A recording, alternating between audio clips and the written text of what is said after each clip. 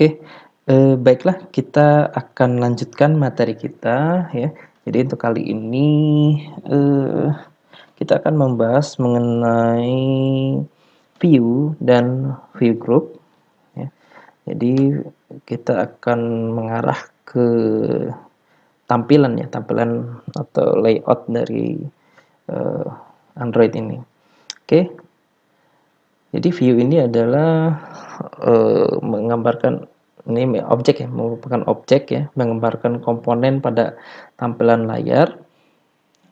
Kemarin juga kita sudah gunakan beberapa view ya, seperti text view, kemudian ada button ya.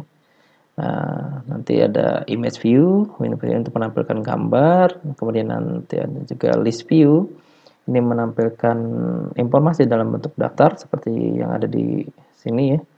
Kemudian ada grid view. Nah, ini contohnya grid view menampilkan informasi dalam bentuk grid ya.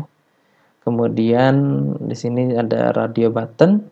Ini biasanya digunakan untuk form ya, formulir di mana nanti kita bisa menginputkan salah satu dari pilihan yang tersedia. Kemudian ada checkbox ya. Nah, nanti di checkbox ini kita bisa memilih lebih dari satu pilihan. Oke, mungkin ini juga pernah kalian pelajari di materi-materi seperti ini ya, PBO ya, atau pemrograman di Java ya. Nah, itu sudah ada ya kan. Oke, kita lanjutkan. Jadi tadi view, kemudian group view ini ya, ini adalah objek yang mewadahi objek-objek view yang tadi. Jadi di view group ini kita bisa menampung objek-objek ya, seperti tadi radio button, teks dan sebagainya. Jadi ini wadahnya ya kan. Nah, di mana di sini ada beberapa layout yang bisa kita gunakan, ada linear layout, ada frame layout, ada relative layout, kemudian ada table layout. Ini bisa kita lihat ya, ini linear layout yang seperti ini tampilannya ya. Kemudian ada relative layout. Kemudian di sini ada constraint layout, kemudian di sini ada frame layout dan ada table layout. Oke, nanti kita akan bahas ya satu persatu. Oke, sebelum itu kita perlu ketahui juga bahwa untuk membuat view group dan view ya, ini ada hierarkinya. Jadi untuk membuat view group ini ya kan, kita bisa menambahkan view group lain. Kalau misalnya kita lihat hierarki ini ya, jadi bukan hanya view saja, tapi kita bisa menampung view group lain. Misalnya tadi kita buat di sini linear layout, kemudian di bawahnya kita buat table layout. Boleh ya, boleh seperti itu. Kemudian di table layout barulah nanti ada view-view yang lainnya. Nah, bisa seperti ini. Dan ini bisa sebenarnya bisa ke bawah lagi ya, bisa ke bawah lagi. Nah, namun ini hanya sebengkal saja ya, jadi tidak keseluruhan dari hierarkinya. Ini akan menggambarkan jadi di dalam view group ini ya bisa menampung beberapa view group dan view. Oke, kita kembali lagi ke layoutnya tuh dari view group ini.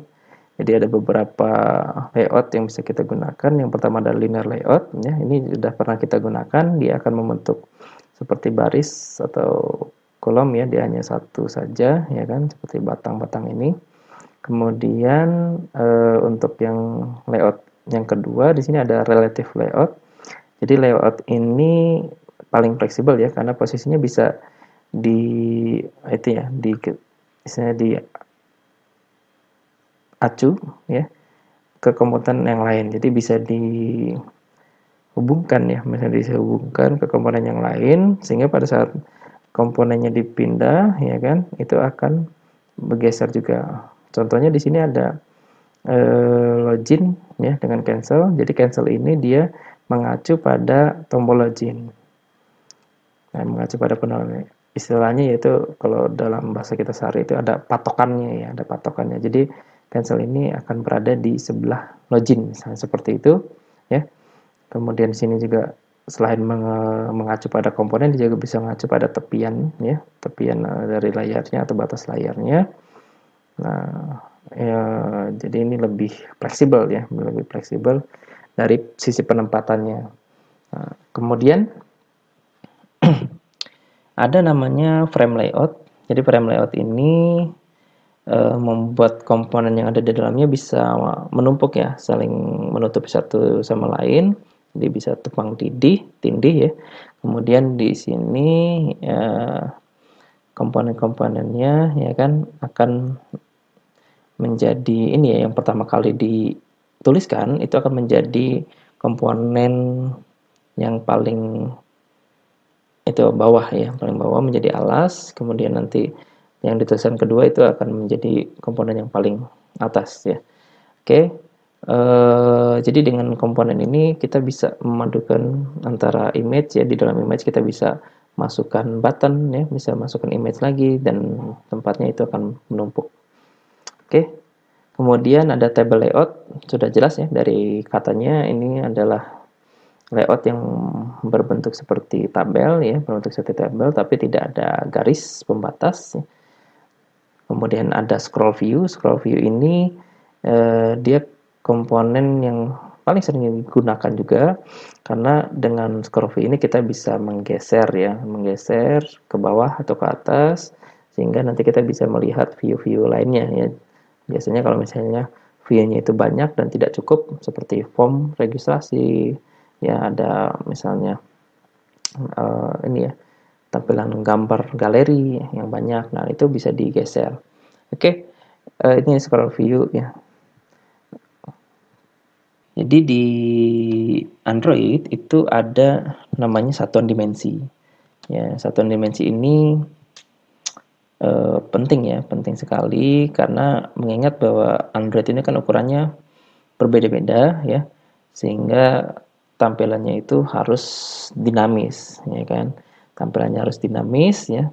Kontennya juga yang kita buat layoutnya juga harus bisa mengikuti ya, mengikuti berbagai ukuran. Nah, di sini perbedaan layar ya itu bisa diatasi dengan menggunakan density. Jadi density adalah kerapatan dari pixelnya, ya kan. Nah, untuk tampilan yang konsisten ya, itu ada dua jenis satuan yang digunakan di sini, ada DP atau DIP ya, dan SP. Jadi sini ada DP dan SP. Nah, di DP itu panjangan dari density independent pixel. Jadi di sini digunakan pada view ya, jadi pada view biasanya digunakan pada view, nggak bisa gambar, bisa komponen ya, yang ada pada view ini. Density pixel ini ya, dia akan mengikuti dengan DP ini akan mengikuti, beda dengan PX ya. Kalau PX pada saat kita pindah layar dia ini akan mengecil ya. Jadi buttonnya itu bisa lebih kecil atau gambarnya bisa lebih kecil. Tapi dengan DP ini ya, pada saat layar yang besar ya tampilnya akan sama ya kan. Tampilannya akan sama. Kemudian ada satu namanya SP ya. SP ini kepanjangan dari Scale Independent Pixel. Jadi di SP ini biasanya digunakan untuk teks ya, ukuran teks. Sehingga pada saat nanti si pengguna melakukan pengaturan pada ukuran teks, teksnya akan mengikuti settingan yang diterapkan oleh pengguna. Untuk lebih memahami mengenai satuannya ya, jadi di sini ada perbandingan antara DP dan DP dan PX ya, DP dan PX. Nah, misalkan di sini ada tablet ukuran 7 inci ya, secara diagonal ukurannya. Tablet A memiliki resolusi layar 1200 kali 1920 dengan DPI 320 ya. Kemudian tablet B ini resolusinya besar, 2048 kali 1536, DPI-nya 326 DPI. Nah, ketika kita melakukan ini ya, atau menambahkan tombol dengan ukuran 300 kali 300 px, kita yang gunakan satuan px. Nah, maka pada saat dia dijalankan di di tablet B ya. Nah, aplikasi ini akan tampil juga buttonnya, tapi dia menjadi lebih kecil, karena di sini pixelnya lebih padat, dan di sini ukurannya menggunakan pixel ya. Nah, jadi dia akan terlihat lebih kecil. Nah, tapi berbeda dengan ukuran buttonnya menggunakan DP ya, menggunakan DP.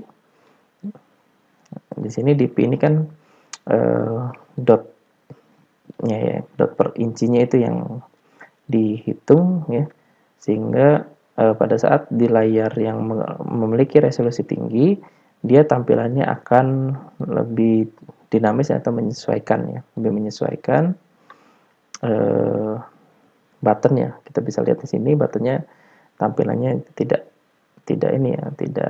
hasilnya lebih kecil di tampilan ini. Jadi ukurannya itu akan sama ya. Nah, itu perbedaannya. Jadi kapan kita gunakan DP, kapan kita gunakan PX ya. Nah, itu tergantung kebutuhan. Nah, tapi di sini disarankan ya untuk image, untuk button itu menggunakan DP. Oke.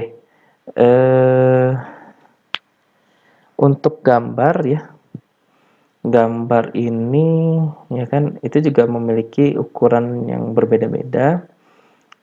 Karena kan untuk ukuran seperti tab ya, itu kan ukurannya lebih besar. Nanti pada saat kalian buat menggunakan pixel yang kecil, dia akan blur ya, jadi kurang bagus dilihat.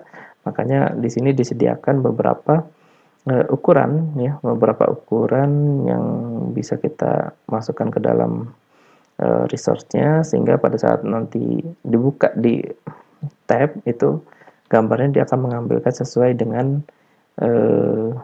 di sini DPI-nya ya, sesuai dengan DPI. Oke. Untuk gambarnya ini bisa kita tambahkan di menu ini ya, di menu di project-nya. Kalian klik kanan saja folder res-nya, kemudian pilih new image asset. Nanti akan muncul tampilan seperti ini. Nah, di sini itu sudah tersedia semua ya ukuran-ukurannya, sehingga kita tidak perlu lagi mengedit sendiri ya ukuran-ukurannya. Oke, saya coba buka di sini ya, di res, kemudian ke kanan new, kita pilih di sini image asset. Oke, image asset. Nah, jadi kalau misalnya kita mau buat icon ya, icon itu bisa menggunakan image asset ini. Nah, di sini misalnya kalian mau menggunakan clipart yang tersedia ya. Di sini juga sudah ada.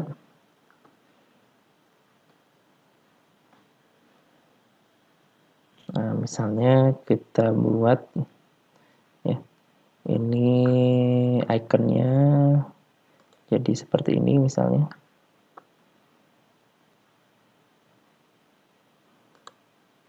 Oke. Nah, seperti ini. Untuk colornya bisa kita ganti ya sesuai keinginan kita. Nah, jadi putih, kemudian backgroundnya di tab ini ya, kalian pilih color, sekalian ganti backgroundnya sesuai keinginan kalian.